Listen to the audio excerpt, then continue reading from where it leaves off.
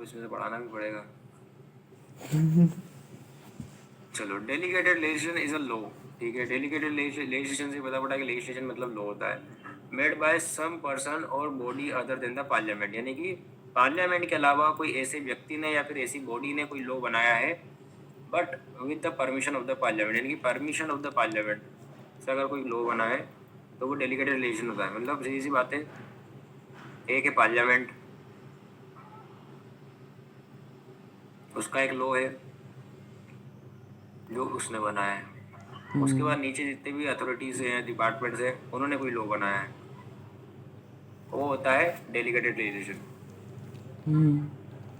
कि मतलब पार्लियामेंट की परमिशन से पार्लियामेंट ने क्या कर रखा है, अपनी पावर को डेलीगेट कर रखा है, पावर को डेलीगेट कर रखा है कि देखो भैया मैं तो सब चीज़ के लिए कानून नहीं बना सकता, तो तुम तुम्हारी अथॉरिटी है, तुम तुम्हारी बॉडी हो, तुम तुम्हारा डिपार्टमेंट, तुम्हारे लिए तुम खुद ही कानून बनाओ। ठीक है, अब वो किसी पर्सन भी हो सकता है, कोई बॉडी भी हो सकती है, ये इसमें लिखा है। Process of enabling an authority other than the legislature to make rules is known as a delegation and rules made in a pursuance of authority is known as a delegated legislation। यानी कि देखो, जो legislature होता है, तो जो legislature होता है वो तो कानून बनाने का काम करते हैं कि जनरली पब्लिक लोग वही बनाएगा, लेकिन उसके अलावा जो उसके नीचे जितनी भी अथॉरिटीज़ हैं काम करने वाली, उन अथॉरिटी को इनेबल कर देना। इनेबल करने का मतलब होता है पावर दे देना, किसी चीज़ के लिए इनेबल कर देना कि तुम भी कर सकते हो। किस चीज़ के लिए इनेबल कर देना? टू मेक रूल्स, अपने खुद के लिए रूल्स बना देना कि तुम भैया हमने तुम्हें पावर दे दी है, तुम खुद के लिए रूल्स नियम कायदे बना लो। उसे क्या कहते हैं? डेलीगेट करना। डेलीगेट करना मतलब डेलीगेशन, सौंप देना कि जाओ तुम तुम्हारे लिए खुद के लिए रूल्स बना लो। और जो वो रूल्स बनते हैं वो बाद में क्या कहलाते हैं? Delegated legislation. यानी कि जब लेजिस्लेचर या फिर पार्लियामेंट अपनी कानून बनाने की शक्ति को किसी और व्यक्ति को डेलीगेट कर देती है और वो व्यक्ति, वो अथॉरिटी जब उस शक्ति का इस्तेमाल करके नए रूल, नियम, कायदे, कानून बना लेता है, तो जो नया कानून बनता है उसे कहते हैं डेलीगेटेड लेजिस्लेशन। जैसे कि एक होता है पार्लियामेंट्री लॉ और एक होता है डेलीगेटरी लॉ। तो डेलीगेटरी लॉ यही होता है डेलीगेटेड लेजिस्लेशन वाला। इसमें क्या लिखा हुआ है? Delegated legislation is a kind of a subordinate legislation. Delegated legislation क्या है? Subordinate legislation. सबऑर्डिनेट मतलब निचले स्तर पर बनने वाला कानून। जैसे किसी सी बात है कि ये लेजिस्लेचर खुद बनाता है और ये अथॉरिटी बनाती है, तो ये निचले स्तर पर जो अथॉरिटी है वो जो लेजिस्लेशन बनाती है उसे बोलते हैं delegated legislation. Generally, the delegated legislation means the law made by the executive under the power delegated it by the supreme legislative authorities। यानी जो supreme legislative authorities होती है, सबसे ऊपर जो कानून बनाने की जो authorities होती है, उनके द्वारा जब किसी एग्जीक्यूटिव को ये पावर दे दी जाती है कि भैया तुम लॉ बना लो, तो वो जो कानून बनाता है एग्जीक्यूटिव, वो कहलाता है डेलीगेटेड लेजिस्लेशन। एग्जीक्यूटिव बॉडीज वही होती है जो अपन ने पढ़ा ना, जैसे कि सपोज मान लो अपना स्टेट लेजिस्लेचर है, विधानसभा है, विधानसभा में फिर सभी एक मिनिस्ट्री है और सभी मिनिस्ट्री के बाद अपने अपने डिपार्टमेंट है, तो वो डिपार्टमेंट क्या है? एग्जीक्यूटिव बॉडीज है जो कि एग्जीक्यूटिव का काम करे। तो वो उन सबको जब पार्लियामेंट के द्वारा, स्टेट लेजिस्लेचर के द्वारा जब शक्तियाँ मिल जाती है कि भैया तुम दोबारा कानून खुद बनाओ, तो वो डेलीगेटेड लेजिस्लेशन बनाते हैं। It comes in the forms of order, by law etcetera. यानी कि वो कैसे बनाती हैं? या तो कोई आदेश पारित कर देंगे, बाय लॉज यानी कि छोटे कानून बना देंगे, इसमें एक्सेट्रा में आप लिख लो रूल्स भी आते हैं, ऑर्डिनेंस भी आते हैं, अध्यादेश भी आते हैं, रेगुलेशंस भी आते हैं, नोटिफिकेशंस के थ्रू भी होता है। कोई नोटिफिकेशन आ जाता है सरकार का कोई, तो वो भी रूल ही कहलाता है। तो ये सब चीज़ें काय में आती है? डेलीगेटेड लेजिस्लेशन में आती है। समझ गए? इससे अच्छा तो पहले वाले में था, कोई बात नहीं। अब उसके बाद डेफिनेशन देखेंगे। अकॉर्डिंग टू सॉलमन क्या कहते हैं? Delegated legislation is the legislation that comes from any authority, any form of authority apart from the sovereign power and depends upon the supreme authority for the continuous of its existence. यानी कि delegated legislation एक ऐसा legislation है जो कि किसके द्वारा बनता है? एक अथॉरिटी के द्वारा, apart from the sovereign power. यानी कि जो सोवरेन पावर वाली अथॉरिटी उसके द्वारा नहीं बनता है, उसके अलावा जो अथॉरिटी रहती है वो है। सोवरेन पावर वाली अथॉरिटी कौन होती है? जो बिल्कुल केंद्र में बिल्कुल बैठी रहती है, सुप्रीम पार्लियामेंट अपनी, तो उसके द्वारा नहीं बनाया है। लेकिन उसके अलावा जो दूसरी अथॉरिटी रहती है वो जो कानून बनाती है उसे कहते हैं डेलीगेटेड लेजिस्लेशन। और जो डिपेंड होती है, किस पर डिपेंड होती है? सुप्रीम अथॉरिटी पे, या वो पार्लियामेंट पे डिपेंड है, क्योंकि पार्लियामेंट चाहे तो उनके कानून को खत्म भी कर सकती है और उनके कानून को कंटिन्यू भी चला सकती है। सपोज मान लो किसी डिपार्टमेंट ने कोई कानून बनाया और पार्लियामेंट को लगा कि नहीं, गलत कानून बनाया, तो पार्लियामेंट चाहे तो उस कानून को खत्म कर सकती है या उसको कंटिन्यू करने में एक बड़ा या मेन कानून, पब्लिक लॉ बना सकती है। समझ गए?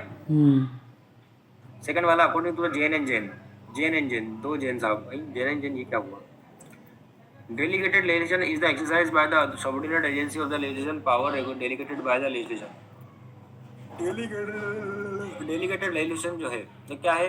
इज द एक्सरसाइज, एक अभ्यास है इसके द्वारा बाय सबऑर्डिनेट एजेंसी, जो निचले स्तर पर जो एजेंसीज काम करती हैं उनके द्वारा, किस चीज़ का? Of legislation powers delegated by the legislature, यानी जो लेजिस्लेचर ने उनको जो लेजिस्लेशन बनाने की पावर दी हुई है किसको? सबऑर्डिनेट एजेंसीज को, उसका एक्सरसाइज करना, उसका यूज़ करना होता है डेलीगेटेड लेजिस्लेशन, ऐसा जेन ऑन जेन के अनुसार। उसके बाद डनॉगमोर कमेटी, डनॉगमोर कमेटी क्या बोलती है? Delegated legislation is divided into two parts, delegated legislation को टू पार्ट्स में डिवाइड कर दिया है।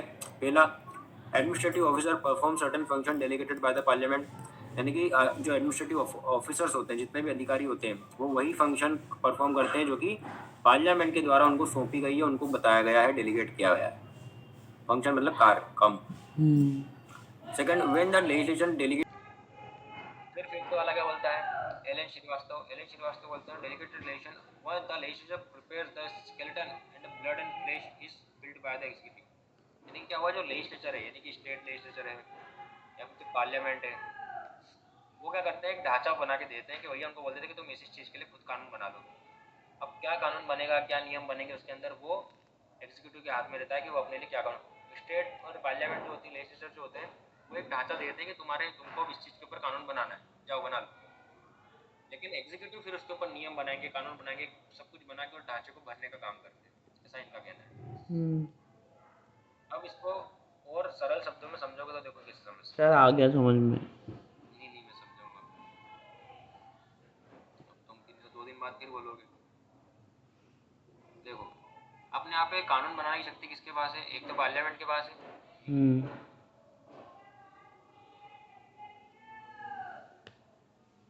कौन चिल्ला रहा है इतनी जोर से? गली में। क्या मांगने, दे दो ना उनको। क्या पता, छोड़ो ना। दे दो यार, तो धनवान आदमी एक आधी गट्टी ऐसे फेंक के दे दो कि लो ले जाओ, जाओ खुश, संडे आए, एंजॉय। चलो, एक होता है पार्लियामेंट, पार्लियामेंट के बाद अपने देश के अंदर कानून बनाने की शक्ति है। उसके बाद हर राज्य में स्टेट लेजिस्लेचर होता है, इनके पास कानून बनाने की शक्ति है ना। लेकिन जब पार्लियामेंट और स्टेट लेजिस्लेचर अकेला मिलकर देश चला सकते हैं? नहीं चला सकते। तो इन्होंने क्या करा? अलग अलग डिपार्टमेंट बनाए हर चीज़ के लिए, इन्होंने भी बनाए।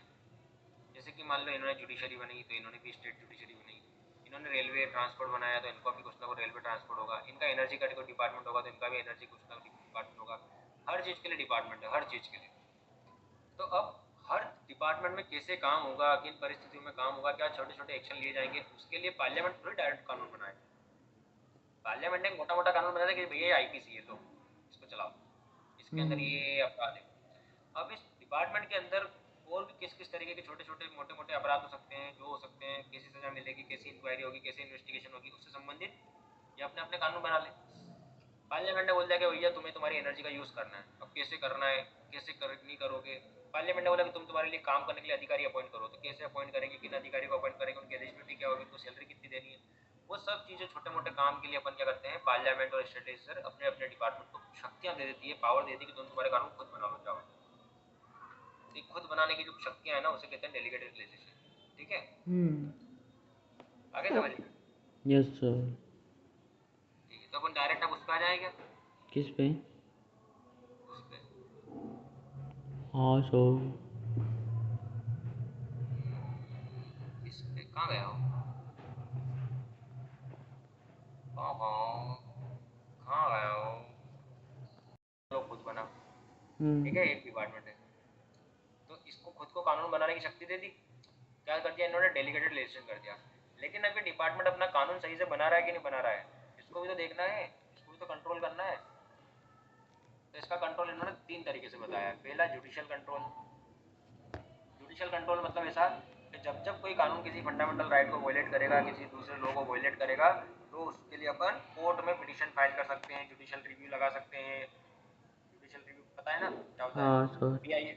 पीआईएल लगा सकते हैं, कुछ भी कर सकते हो। तो कोर्ट उसको चेक करेगा कि अच्छा इनने कानून गलत बनाया है, अभी मैं तुम्हारी बारह में आता हूँ, फिर वो कानून को खत्म कर देगा और इनको कुछ भी मतलब प्रोसेस जो भी करना होगा कौन करेगा? जुडिशियल, इसको बोलते हैं जुडिशियल कंट्रोल।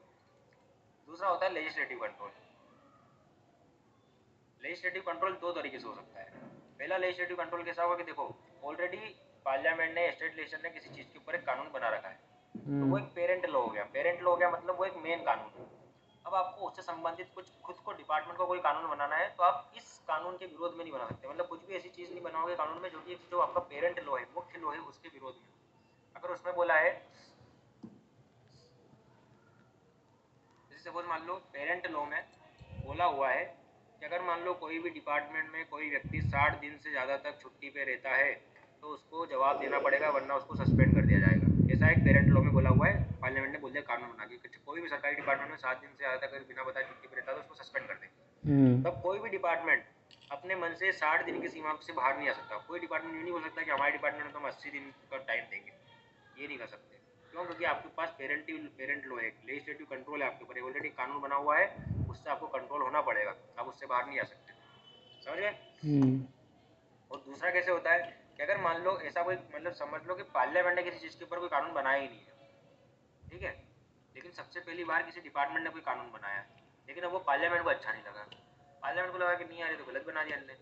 पार्लियामेंट के पास पावर है कि उनके लॉ को लॉ बनाकर, यानी कि जो डिपार्टमेंट ने जो लॉ बनाया है उसको एक दूसरा लॉ बनाकर खत्म कर दिया जाए। समझ गए? ये होता है लेजिस्लेटिव कंट्रोल। और होता है एग्जीक्यूटिव कंट्रोल। एग्जीक्यूटिव कंट्रोल मतलब जो भी प्रशासनिक बॉडीज होती है, एग्जीक्यूटिव होती हैं, उनके पास पावर है कि वो स्ट्रक डाउन करवा दे, उसको कानून ही खत्म करवा दे, या फिर वो इतना प्रिविलेज ले ले कि हमारे ऊपर तुम्हारे कानून का फर्क ही नहीं पड़ेगा, जाओ तुम जो बनाना बना लो, इसी प्रिविलेज दे दो उनको। तो क्या होती है एग्जीक्यूटिव कंट्रोल। समझ गए? Yes sir. ये 3 तरह के कंट्रोल होते हैं। 3 तरह के कंट्रोल अपन इसमें देख लेते हैं कैसे बताएं इसने, ऐसे लेके। In democracy the ultimate power lies with the people. ठीक है, लोकतंत्र में जो पावर होती है, शक्ति होती है, वो लोगों के पास होती है। ठीक है, they govern themselves through their representatives. और वो किसके द्वारा कंट्रोल होते हैं? ये जो गवर्न होते हैं रिप्रेजेंटेटिव। रिप्रेजेंटेटिव यानी कि जो अपन लोगों को चुन चुन के भेजते हैं ना, नोट पे वोट देते हैं अपन, उन लोगों को। A such people can control the administration through the elected representative. और जो पीपल है वो किस तरीके से व्यवस्था को कंट्रोल कर सकते हैं? अपने उम्मीदवार को चुनकर, यानी कि जो व्यक्ति, जैसे सपोज मान लो हम चाहते हैं कि हमारे देश की व्यवस्था इस आदमी के द्वारा चलनी चाहिए, तो हम क्या करेंगे? उसको वोट देके चुन लेंगे, तो वो जाके व्यवस्था चलाएगा अपने देश की। फिर चाहे किसी भी चलाए, फिर चाहे वो तपेली में पाइप लगा के नाली में से गैस लेके गैस चला दे, कुछ भी कर सकता है। बताया कि नहीं? बता तुमको ये बात। हाँ। कौन करता है ऐसे? पता नहीं। मैं नहीं पता। कोई गंदी नाली बहती है ना, तो उसमें से गैस निकलती है, और उस गैस में से एक पाइप डालो और एक तपेली लो, और उस तपेली में छेद करके उस पाइप को कनेक्ट कर दो, और फिर उसमें आग लगाओ। उस आग के ऊपर बर्तन रख के जो आपको बनाना है बना लो। ऐसा किसने बोला था पता है? किसने? अपने मोदी जी ने।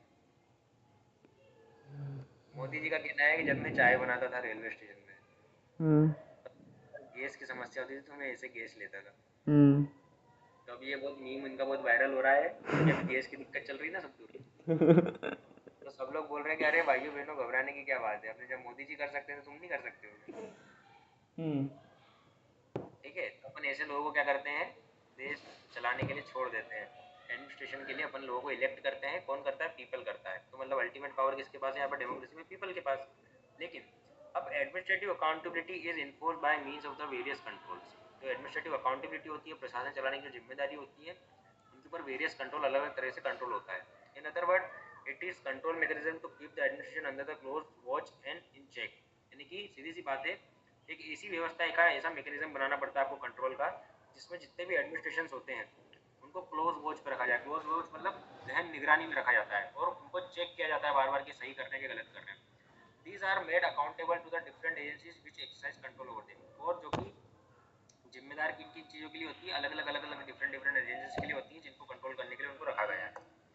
ठीक है, अब इसमें नीड ऑफ कंट्रोल में इन्होंने पॉइंट वाइज दिया हुआ है, बहुत सारी चीज़ें देख लेते हैं। सबसे पहले नीड ऑफ कंट्रोल क्या है? तो सबसे पहले नीड ऑफ कंट्रोल है control over administration provides remedy against the absolute exercise of the power by the public servant. यानी कि सीधी सी जरूरत क्या है? जरूरत इसलिए है कि देखो, अगर आप जितना एडमिनिस्ट्रेशन में कंट्रोल ना अपन को रेमेडी मिलेगी। रेमेडी किस चीज़ के अगेंस्ट मिलेगी? Against the absolute exercise of the power by the public servant, कि जो भी पब्लिक सर्वेंट है वो जो भी अपने पावर का यूज़ कर रहा है एब्सोल्यूट पूरी तरीके से, वो अगर कुछ भी सही या गलत करेगा तो कल से कल उपचार भी तो होना चाहिए उसके सही गलत निर्णय के पीछे। तो इसलिए उसके ऊपर कंट्रोल करना जरूरी है, ये नीड है, जरूरत है, बता रहा है कि क्यों करना है। दूसरा, control over test is necessary to check the danger of the bureaucratic power, यानी कि जितनी भी ब्यूरोक्रेटिक पावर्स होती है, जितनी भी प्रशासनिक शक्तियाँ होती है, उनके खतरे को चेक करने के लिए उनको कंट्रोल करना जरूरी है। Because in present time the bureaucracy has become the most powerful institution of the government, क्योंकि आज की तारीख में जो ब्यूरोक्रेसी होती है, ब्यूरोक्रेसी मतलब ये जो ब्यूरोक्रेट्स होते हैं ना अपना IAS IPS ऑफिसर्स, ये सबसे हम्म ज्यादा पावरफुल इंस्टीट्यूशन है आज की तारीख में, समझ ले। हम्म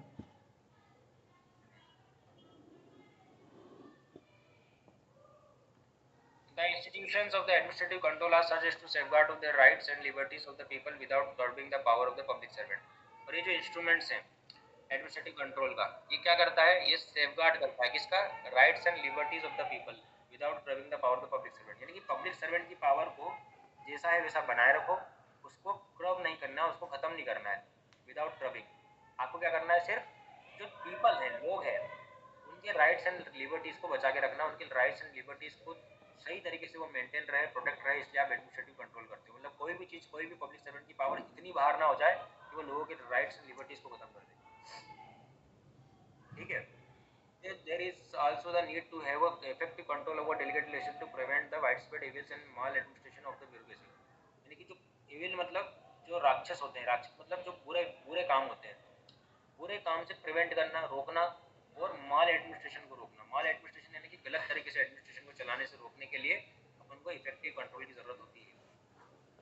फिफ्थ वाला, finally control over administration is needed in the order to make public servant accountable and more responsible to the people, यानी कि जो कंट्रोल अपन करते हैं एडमिनिस्ट्रेशन के ऊपर, वो इसलिए करते हैं कि जो भी पब्लिक सर्वेंट है जिसके ऊपर अपन ने पावर वगैरह दे रखी है, वो अकाउंटेबल और रिस्पॉन्सिबल रहे लोगों के लिए, यानी कि उनके ऊपर जिम्मेदारी रहे, वो अपनी जिम्मेदारी में रहते हुए काम करें लोगों के लिए। क्योंकि कल से अगर मान लो उनके ऊपर पब्लिक कंट्रोल सॉरी अकाउंटेबल कंट्रोलिटी नहीं होगी, रिस्पॉन्सिबिलिटी नहीं होगी, तो वो क्या करेंगे? मन माने तरीके से काम करेंगे, लोगों को फर्क ही नहीं पड़ेगा, मतलब लोगों उनको लोग फर्क ही नहीं पड़ेगा लोगों का, कुछ भी गलत कर सही करेंगे। तो आज जितना अगर आप कंट्रोल करो, कम से कम लोग उनके खिलाफ एक्शन तो ले सकते हैं अगर वो कुछ गलत करते हैं, वही कोर्ट वगैरह में जा सकते हैं, कुछ भी कर सकते हैं। Hmm because greater responsibility means the greater control over the administration, यानी कि जितनी ज़्यादा आपके ऊपर जिम्मेदारी रहेगी उतना ही ज़्यादा आपको कंट्रोल भी करना पड़ेगा। चलिए, तीन तरह के होते हैं, पार्लियामेंट्री, जुडिशियल कंट्रोल और एग्जीक्यूटिव कंट्रोल, देख लेते हैं। लेजिस्लेटिव कंट्रोल क्या होता है? पार्लियामेंट को इन्होंने क्या बोला है? लेजिस्लेटिव कंट्रोल बोला है। पार्लियामेंट और लेजिस्लेटिव एक ही बात की है, पार्लियामेंट ही लॉ बनाता है, लॉ ही लेजिस्लेशन होता है, लेजिस्लेटिव एक ही चीज़ होती है। Legislative control on the delegated legislation क्या है? One of the most significant development of the present century is the growth in the legislative power of the executive. आज की तारीख में हम सब क्या देखते हैं कि भैया देखो, जो प्रेजेंट सेंचुरी से आज की 21वीं सदी चल रही है, उसमें सबसे ज़्यादा डेवलपमेंट जो हो रहा है वो किस चीज़ का हो रहा है?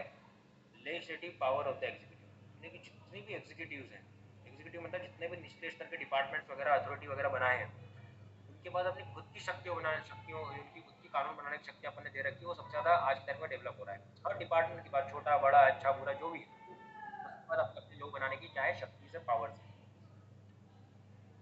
Second, the development of the legislative power of the administrative authorities in the form of इन्होंने बोला कि देखो, जिस डेवलप हो रहा है इसमें of administrative sorry of legislative power of the administrative authorities, जो भी एडमिनिस्ट्रेटिव अथॉरिटीज हैं उनके द्वारा जितने भी लेजिस्लेटिव पावर्स दिए गए हैं उनको, यानी कि जो जितनी भी कानून बनाने की शक्तियाँ दी गई है, किसके फॉर्म में? डेलीगेटेड लेजिस्लेशन के फॉर्म में, वो बहुत ज़्यादा बढ़ती जा रही है। जिससे क्या हो रहा है? बहुत इंपॉर्टेंट चीज़ हो गई है कि भैया स्टडी ऑफ एडमिनिस्ट्रेटिव लॉ, यानी कि जितना ज़्यादा अपन इसको एडमिनिस्ट्रेटिव लॉ के अंदर स्टडी करेंगे उतना ज़्यादा जरूरी है इसको कंट्रोल करना। सीधी सी बात है, किसको? लेजिस्लेटिव पावर किसकी? एडमिनिस्ट्रेटिव अथॉरिटीज की, जैसे किस फॉर्म में मिली है? डेलीगेटेड लेजिस्लेशन के फॉर्म में, ठीक है। हम्म अब देखते हैं इसमें क्या बोला है। इसको बोला है, in this power which is granted to the executive is not to make law, यानी कि इस पावर में क्या है? एग्जीक्यूटिव को कानून बनने की शक्तियां नहीं दी, it only supplements the law under the authority of the legislature. इन्होंने क्या करा है? सप्लीमेंट दिया है। सप्लीमेंट मतलब क्या? डायरेक्ट कानून नहीं बना रहे हो, आपको बस मौका दिया है कि भैया आप आपके लिए आपके अपने आप को चलाने के लिए पावर दी है आपको। अब ऐसा नहीं कि खुद खुद के जैसा नया डिपार्टमेंट ही बना खड़ा कर दो, नहीं, आपको डायरेक्ट लॉ बनाने की पावर नहीं दे रहे हैं यहाँ पे क्या हो रहा है कि सप्लीमेंट दिया है कि देखो आपकी ज़रूरतों के लिए, आपके नियम कायदे कानून के लिए, आपके चलाने के लिए आप रूल्स रेगुलेशन जरूरत बना सकते हैं। Such type of power is known as a delegated legislation. ठीक है, ये तो हो गया। इसमें कहाँ द ऑब्जेक्ट ऑफ अब आया ना, पार्लियामेंट्री कंट्रोल का उद्देश्य क्या है, ऑब्जेक्ट क्या है कि watch over the rule making authorities and also provide an opportunity to criticise them if there is an abuse of power in the parts. यानी कि अगर मान लो कोई भी पावर है उसका एब्यूज होता है, मिसयूज होता है, तो क्या है, पार्लियामेंट्री कंट्रोल उसको देखेगा, कीप वॉच, उसको दिखेगा, रखेगा कि भैया जो रूल मेकिंग अथॉरिटीज है वो सही से काम कर रही है कि नहीं कर रही, और also provide opportunity to criticise, उसको पूरा भला जो भी उसको दिखता है कि इनने गलत कानून बनाया, कुछ भी करा है, तो उसको मना करेगा कि तुम ऐसे कानून नहीं बना सकते, चलो हटाओ इसको, ऐसा क्रिटिसाइज कर सकता है। समझ गए? हम्म फिर parliament has a control in the enabling or parent act which is passed by the parliament to set out the framework of parameters which delegated legislation is made. यानी कि वही वाली बात है कि पार्लियामेंट के पास एक कंट्रोल है जिसके वो क्या करता है, एक पेरेंट एक्ट बनाता है, खुद का कानून बना लेता है और पार्लियामेंट द्वारा उसे पास कर दिया जाता है, और वो बताया जाता है कि अब जो डेलीगेटेड लेजिस्लेशन बनेंगे वो उसी फ्रेमवर्क और उसी पैरामीटर्स के अंदर बनेंगे जिसमें पेरेंट लॉ बना है। जैसे मैंने अभी एग्जांपल देके साइड में बताया था ना, वही कि पार्लियामेंट ने एक लॉ बनाया है और उसी लॉ के अंतर्गत आपको अपने लिए नियम बनाने। समझ गए? हम्म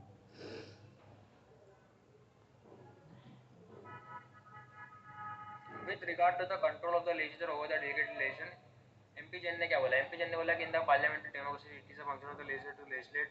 If it seeks to delegate its legislative power to the executive because of some reasons, it is not only the right of the legislature but also its obligation and the principle to see how its suggests executive carries out the agency instructed into it.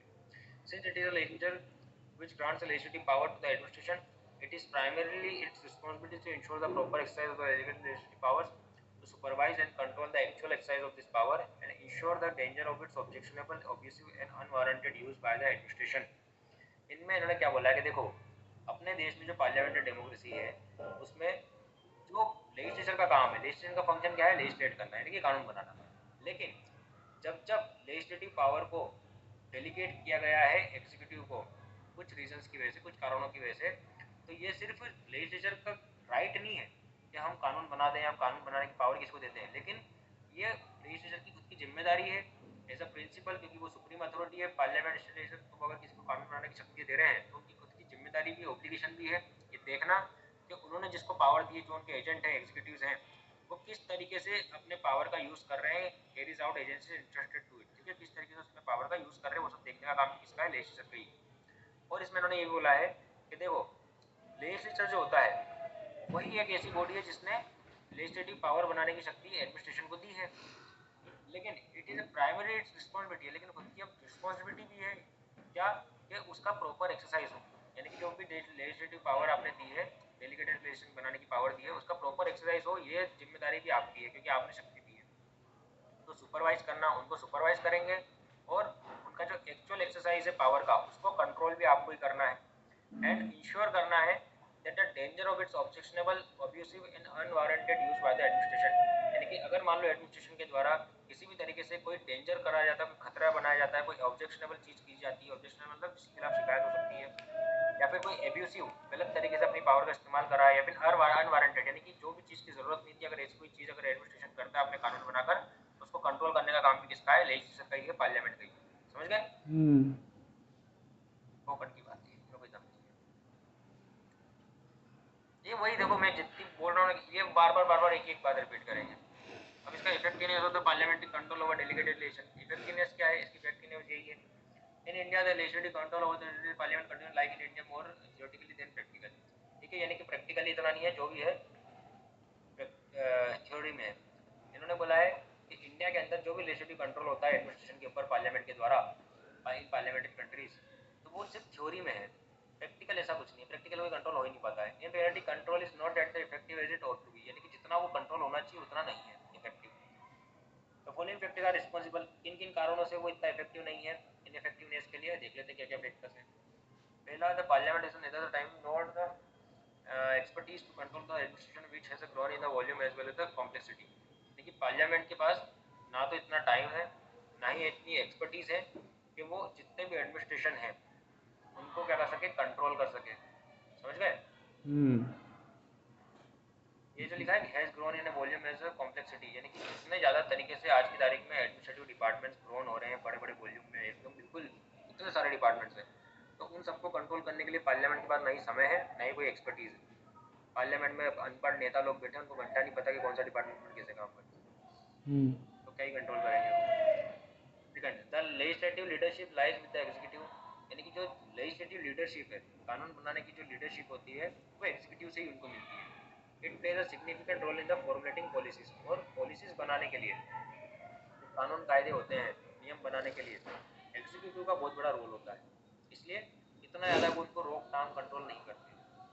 The very size of parliament is too large and unmanageable to be effective. उनका ये कहना है कि देखो parliament जो है, यानी कि जो लेजिस्लेचर होता है, पार्लियामेंट बनाने की जो बॉडी होती है, वो इतनी ज़्यादा बड़ी है कि उसको खुद को अपने आप को मैनेज करने में बहुत दिक्कत आती है। ये कुछ लिखा है इसमें, पार्लियामेंट बड़ी है तो उससे क्या,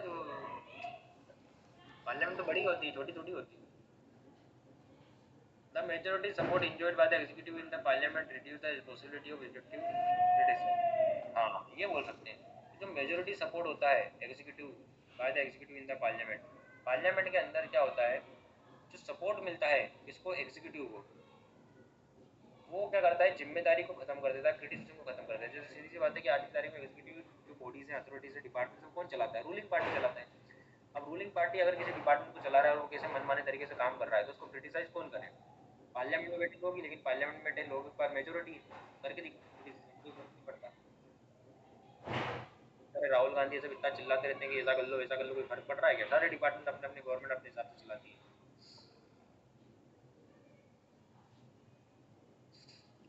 The growth of delegated legislation reduce the role of parliament in making detailed laws and increase the power of the presidency। ठीक है, जो डेलीगेटेड लेजिस्लेशन है वो जितनी जितनी उसकी ग्रोथ होती जा रही है, जितना ज़्यादा डेलीगेटेड लेजिस्लेशन बढ़ता जा रहा है, उसने करा है रोल ऑफ पार्लियामेंट को कम कर दिया है। ठीक है, यानी कि लॉ, जो एडमिनिस्ट्रेशन के लिए जो लॉ बनाने की जो शक्ति है वो पार्लियामेंट कम हो चुकी है, और पावर जो है डेलीगेटेड लेजिस्लेशन के साथ बढ़ती जा चुकी है, इसलिए भी पार्लियामेंट ज़्यादा कंट्रोल नहीं करती, ऐसा इनका कहना है। Lack of strong and steady opposition in the parliament has also contributed to the ineffective of legislative control over the administration। ये तो बहुत नॉर्मल बात बोलती कि स्ट्रॉन्ग और स्टेडी अपोजिशन नहीं है अपने देश के अंदर, किसी भी देश के अंदर, तो इसकी वजह से क्या होता है कि बहुत ज़्यादा मुश्किल हो जाता है एडमिनिस्ट्रेटिव एक्शंस को कंट्रोल करना, क्योंकि जो मेजोरिटी चाहती है, जो रूलिंग पार्टी चाहती है, वही होता है। There is no automatic machinery for the effective scrutiny on the behalf of the parliament as a whole, and the quantity and complexity are such that it is no longer possible to rely on the such scrutiny। ठीक है, यहाँ पे कोई भी automatic machinery नहीं है कि भैया क्या चीज़ चेक करनी है, स्क्रूटनी कैसे करनी है, कैसे नहीं करनी है। और जो क्वांटिटी एंड कॉम्प्लेक्सिटीज़ हैं, यानी कि जितनी ज़्यादा तादाद में आज की तारीख में एडमिनिस्ट्रेटिव बॉडीज है, जितनी ज़्यादा कॉम्प्लेक्सिटी उसमें है, वो इतना पॉसिबल ही नहीं है कि भैया इनकी प्रॉपर पार्लियामेंट के द्वारा स्क्रूटनी हो सके। ठीक है, क्योंकि ऑटोमेटिक मशीन कुछ ऐसी ऑटोमेटिक सिस्टम बनाया नहीं अपन ने जिससे स्क्रूटनी कर दे, देख रेख कर ले। और अब चूंकि एडमिनिस्ट्रेटिव इतना ज़्यादा फैला हुआ है, इतना ज़्यादा बड़ा है, इतना ज़्यादा लार्ज है, इतने ज़्यादा फंक्शन है उसकी, कि पार्लियामेंट अकेला उनको कंट्रोल कर भी नहीं सकता, इसलिए भी दिक्कत आती है। समझ गए? Yes sir. इसमें क्या क्या है, कंट्रोल अंडर प्रोसीजर कंट्रोल, अच्छा अच्छा, बस इतना सही है।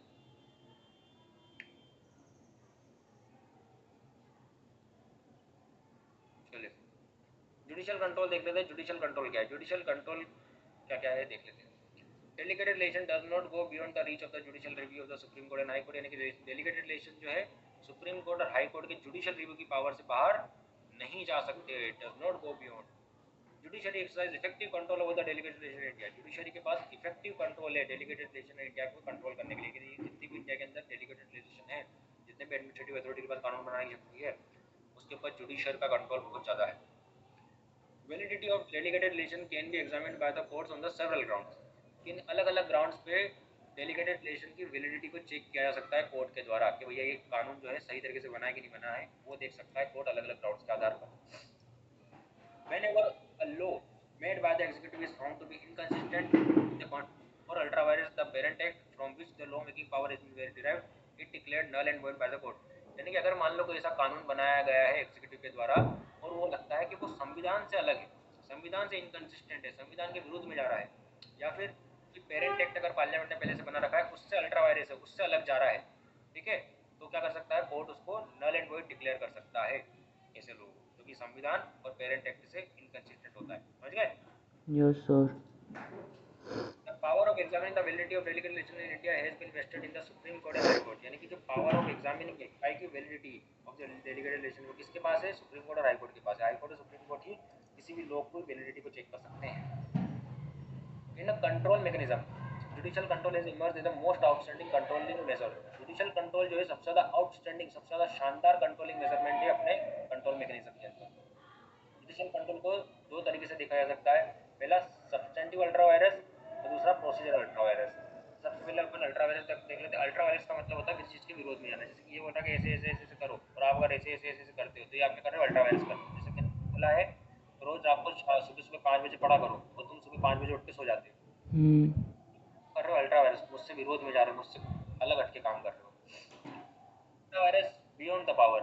जब पावर के बियॉन्ड होके काम करता है तो दो तरीके से होता है. When the subordinate legislature goes beyond the scope of authority conferred on the delegated to enact, it also is known as a substantive ultra virus. यानी कि मान लो एक डेलीगेटेड एक डिपार्टमेंट है, उसको बोला है कि आपको इन इन चीज़ों के अंदर रहते हुए खाली कानून बनाना है, लेकिन आप क्या इससे बाहर जाके काम कर रहे हो, इससे अलग जाके काम कर रहे हो, तो वो क्या कहलाता है? सब्सटेंटिव अल्ट्रा वायरस कहलाता है. यानी कि जितनी पावर उनको दी है उससे ज़्यादा, उससे बाहर जाके अगर वो काम करते हैं तो. When the subordinate legislation is enacted without complying the procedural requirement prescribed by the parent act of the general law, it is known as the procedural ultra virus. यानी कि देखो आपको जो कानून बनाने की शक्ति दी है वो तो आप कानून बना रहे हो, अपने दायरे में रह के बना रहे हो, लेकिन जो प्रोसीजर कि आपको कानून बनाना कैसे है, आप उस प्रोसीजर का इस्तेमाल ही नहीं कर रहे हो, आप मनमाने चाहिए तरीके से कानून बना रहे हो, तो वो क्या होता है? Procedural ultra vires. यानी कि जो भी आप कर रहे हो गलत कर रहे हो. पहला तरीका होता है कि आप बियॉन्ड द पावर जा रहे हो तो वो सब्सटेंटिव कहलाता है, और अगर बियॉन्ड द प्रोसीजर जा रहे हो तो प्रोसीजर कहलाता है. ठीक है. अब इसमें केसेस देखना है अपन को भैया, कौन कौन से केसेस हुए हैं. कर्स वर्सेस जॉनसन का केस था. इसमें बोला गया था इन the case that the bylaw would be unreasonable on the following ground. जो बायलॉज बनते हैं, बायलॉज मतलब देखो एक होता है लॉ और एक होता है बायलॉ. तो जो मेन लॉ है उसको चलाने के लिए अपन कुछ नियम बनाते हैं, उन्हें बोलते हैं बायलॉ. ठीक है. तो उसमें क्या बोला है कि it should not B partial और अनइक्वल. यानी कि वो किसी के साथ भी भेदभाव करने वाला नहीं होना चाहिए और असमान नहीं होना चाहिए, अनइक्वल नहीं होना चाहिए. It should not be manifestly unjust. वो अनजस्टिस इनजस्टिस करने वाला नहीं होना चाहिए. It should not disclose bad faith. गलत फेथ, गलत इरादे, गलत तरीके से नहीं होना चाहिए. It should not involve oppressive interference with the right of the people that it could have find no justification in the mind of the reasonable person. यानी कि वो जो राइट ऑफ द पीपल है, यानी कि आम जनता के अधिकार है, उनके साथ इंटरफेयर करने वाला नहीं होना चाहिए, उनके साथ दखल अंदाजी करने वाला नहीं होना चाहिए. जिसके लिए आप अगर आप मान लो किसी व्यक्ति के राइट के साथ दखल अंदाजी करते हो लॉ बना के, तो आपके पास क्या होना चाहिए? प्रोसीजर स्टेब्लिश बाय लॉ होना चाहिए, यानी कि कानून के हिसाब से रीजनेबल होना चाहिए जो भी आपने करा है. लेकिन आपने पहले तो इंटरफेयर कर दिया राइट के साथ और आपके पास कोई जस्टिफिकेशन नहीं है उसके लिए कि आपने किस आधार पे करा है, तो ऐसे कानून आप नहीं बना सकते. ऐसा केस कौन से केस में बोला गया था? कर्स वर्सेस जॉनसन. बोला गया था. ठीक है. फिर Delhi law act case. Delhi law act case क्या बोलता है? दिल्ली लॉ एक्ट केस में बोला है सर वो इन रे दिल्ली लॉ एक्ट है, तो फिर उसमें RE का मतलब क्या है? क्या होता है कि देखो RE का मतलब होता है इन रेफरेंस. इन डिफरेंस में ऐसा होता है कि जब मान लो सुप्रीम कोर्ट या हाई कोर्ट को ऐसा लगता है, जनरली हाई कोर्ट नहीं करती है, सुप्रीम कोर्ट को ऐसा लगता है कि कोई एक मैटर चल रहा है, कोई बहुत बड़ी दिक्कत चल रही है, लेकिन उसके खिलाफ किसी ने केस नहीं लगाया है, तो कोर्ट क्या करती है? उसको खुद सो मोटो कॉग्निजेंस ले लेती है. सो मोटो कॉग्निजेंस समझते हो ना? खुद के उसमें. हाँ, मतलब कोई ने केस नहीं लगाया है लेकिन कोर्ट ने खुद से उस केस को अपने पास ले लिया है. अब उस केस का क्या कुछ तो नाम देना पड़ेगा. तो दिल्ली लॉ को संबंधित कोई केस चल रहा था, दिल्ली लॉ से संबंधित कोई डिस्प्यूट चल रहा होगा, तो उसके खिलाफ इसने केस नहीं लगाया, तो सुप्रीम कोर्ट ने क्या करा? एक काम करता है हम ही सुन लेते हैं, तो उसका नाम रहता है in reference to, in reference, in re Delhi law case. जैसे कि सपोज मान लो अभी एग्जाम्पल के लिए हाई कोर्ट जजेस के ऊपर कोई मैटर चल रहा है जिसको लेकर बहुत विवाद चल रहा है पार्लियामेंट के बीच में, लेजिस्लेचर के बीच में, स्टेट लेजिस्लेचर के बीच में और हाई कोर्ट के बीच में. सुप्रीम कोर्ट को लग रहा है कि यार ये विवाद ज़्यादा चल गया, तो वो क्या करेगा? इस केस को अपने पास ले लेगा. उस केस का नाम क्या हो जाएगा? इन रे हाई कोर्ट जजेस केस. ऐसा हो जाता है. तो इन रे का मतलब होता है इन डिफरेंस, जब कोर्ट खुद से किसी केस को अपने पास ले लेता है. ठीक है. Yes sir.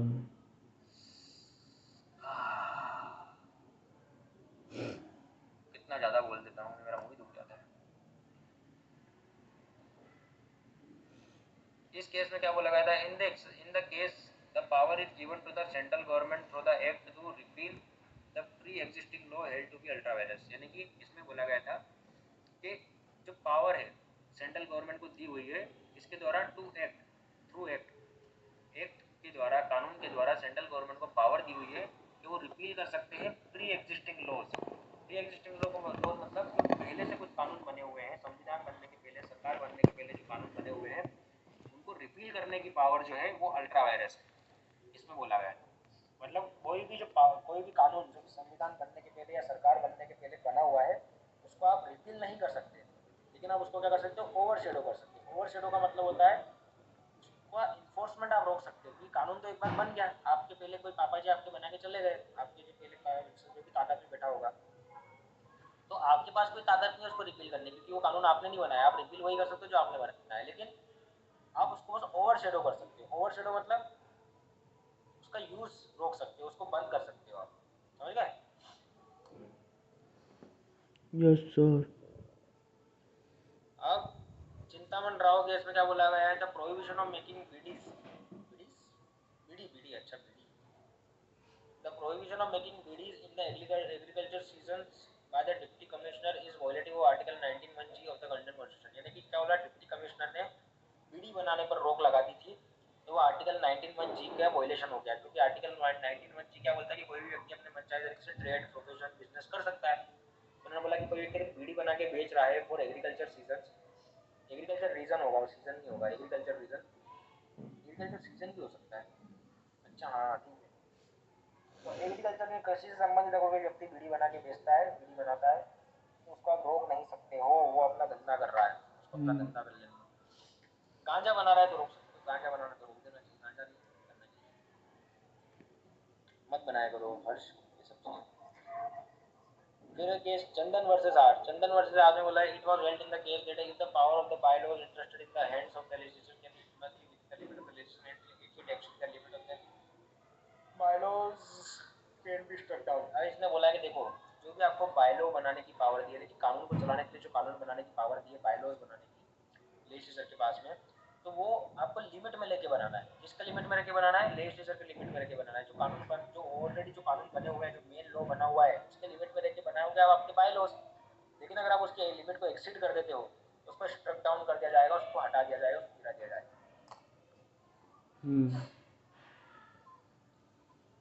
Procedure control of the delegated legislation. Procedure control मतलब क्या होगा? देखो, procedure control of the delegated legislation means the under the parent act certain guideline are given which need to be followed by the authorities while making rules and laws. यानी कि एक parent act already बना रखा है हमने, उस parent act में कुछ गाइडलाइन दे रखी है और उन गाइडलाइन के हिसाब से जो अथॉरिटी है वो अपने रूल्स और लॉज बनाएगी, उसके बाद जाके लॉ नहीं बनाएगी। ये है उसका प्रोसीजर कंट्रोल।